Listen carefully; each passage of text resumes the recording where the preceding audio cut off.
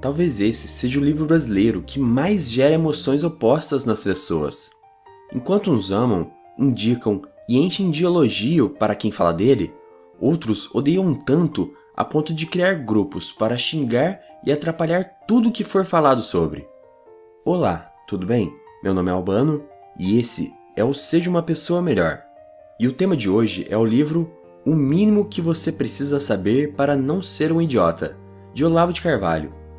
Um título de livro grande, para um livro maior ainda, com mais de 600 páginas, que na verdade é a junção de quase 200 artigos do autor.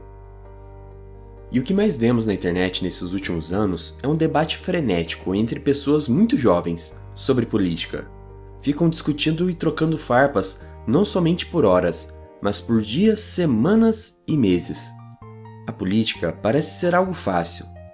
Por que não aumentam o salário dos professores, constroem mais hospitais e universidades, pagam uma aposentadoria mais cedo a todos e descriminalizam a venda da maconha?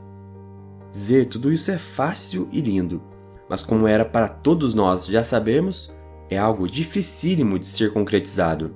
E é nessa hora que, principalmente nos mais jovens, a falta de conhecimento contrasta com a arrogância de pensar já saber muito sobre o assunto. Quando pensamos que já sabemos, não buscamos mais estudar sobre o assunto, o que nos deixa com pouco conhecimento, completando esse eterno ciclo vicioso.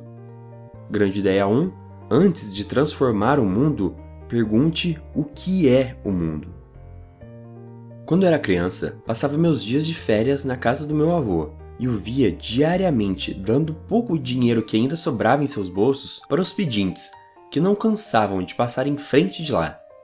O porquê disso é que havia, e ainda há, um barzinho bem próximo de lá, e todo o dinheiro dado era logo transformado em cachaça. Minha mãe e minhas tias ficavam loucas com essa atitude. Como você vai dar dinheiro para tonto? Eles vão gastar tudo com cachaça.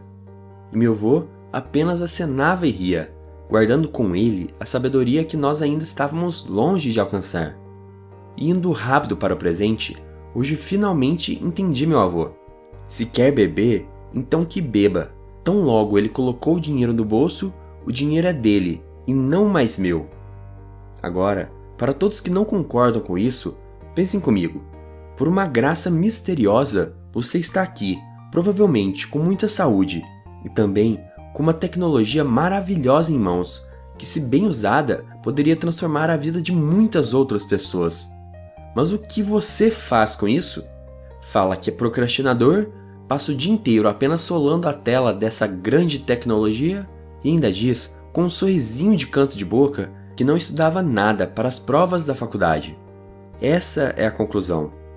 Dê o dinheiro e, junto dele, dê dignidade para quem o recebe.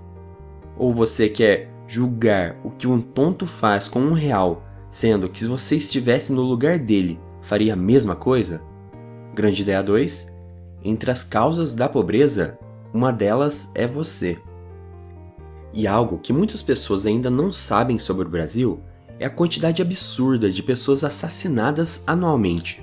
São mais de 50 mil brasileiros morrendo por homicídio todos os anos. Agora imagine que algum familiar próximo a você seja assassinado. Sabe o que acontece?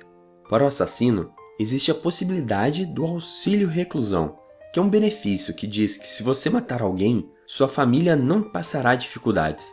O governo garante. Porém, para você que está do lado da vítima, do que está caído na rua, o governo não garante nada. A viúva e seus filhos podem chorar à vontade, que nada será feito. E como podemos aceitar tão facilmente que um assassino, que já destruiu uma família, que custa mais de R$2.000 por mês para o país, ainda possa receber um auxílio do governo com valores maiores que o próprio salário mínimo? Grande ideia 3. Existe um problema sério de violência no Brasil, que, ao invés de combatido, está sendo reforçado.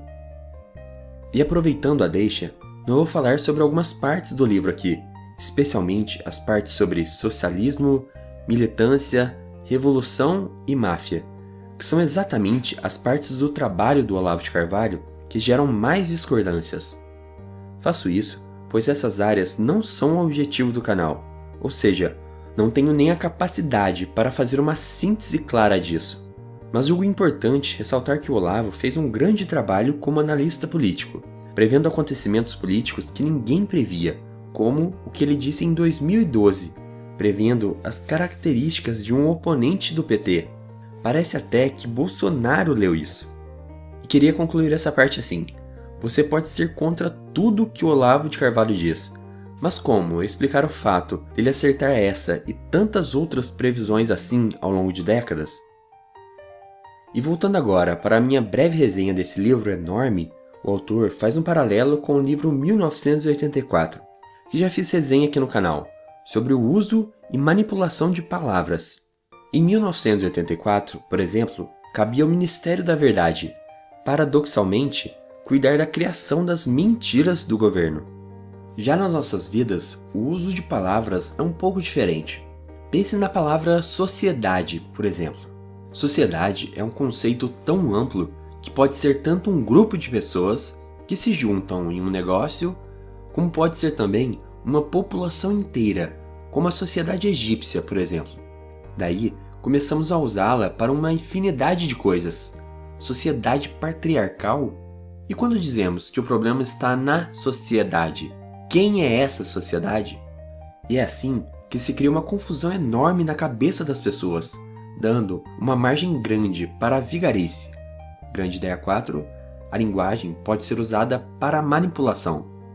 E por falar em educação, existe algo que incomoda tanto o autor do livro quanto a pessoa que vos fala aqui, que é algo que está na Constituição Federal, que está assim: a educação, direito de todos e dever do Estado e da família. Agora, olha a maluquice. A educação é um direito de todos, mas é um dever apenas para o Estado e para a família. Como assim?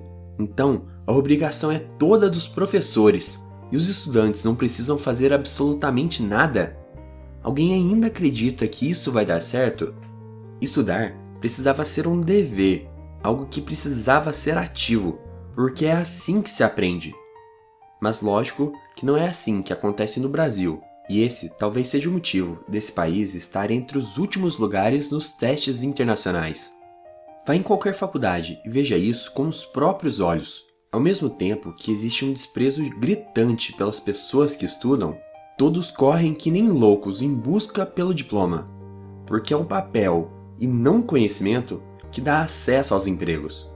Grande ideia 5, a educação está completamente ao contrário. E essas foram as 5 grandes ideias do livro O Mínimo que você precisa saber para não ser um idiota. Espero que tenha gostado dessa resenha e o vejo aqui embaixo nos comentários e nos meus próximos vídeos. Um grande abraço e seja uma pessoa melhor.